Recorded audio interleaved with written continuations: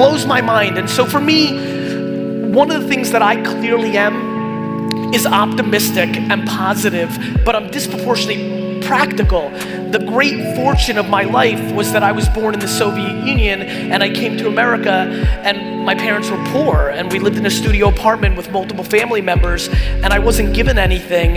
And I genuinely believe the biggest issue for so many people in today's world to get to happiness, forget about how you define success from a money or business standpoint, is I just think most people are entitled.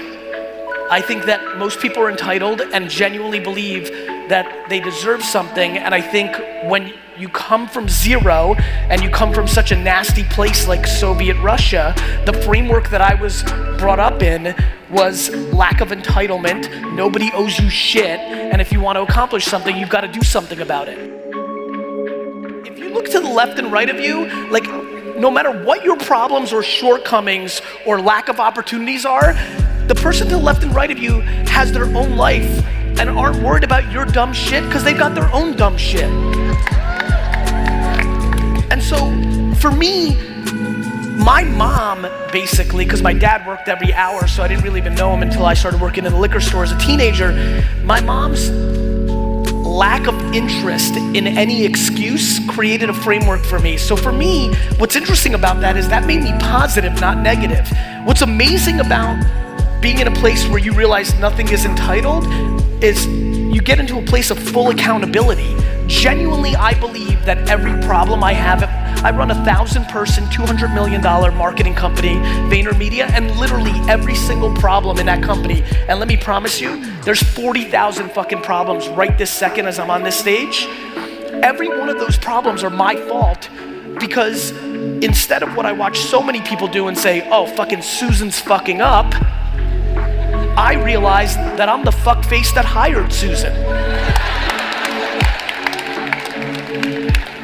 My friends, I'm coming out the gate here with a very important framework, which is I promise you that the second that you stop dwelling, stop worrying about shit that you cannot control, start realizing that everything fucked up is your fault, you actually get ridiculously happy, not upset.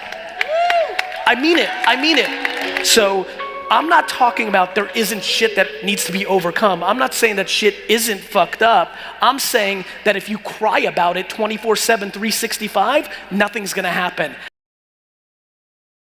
I recently realized, oh shit, this is all working because when I was 5, 6, 7, 8, 9, 10, 11, 12, 13, when it was a summer day in the 80s in Jersey and everybody went out to play hoop, whatever, like I wanted to work.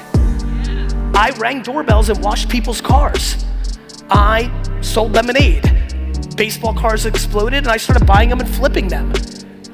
Then I turned 14 and wanted to work at my dad's liquor store for 14 hours a day for $2 an hour because I realized work was my passion. I like the game. It's why athletes being in this stadium, athletes that love their game, a lot of athletes don't. As I've gotten to know athletes, they do it because that's where the money is, but they're not happy.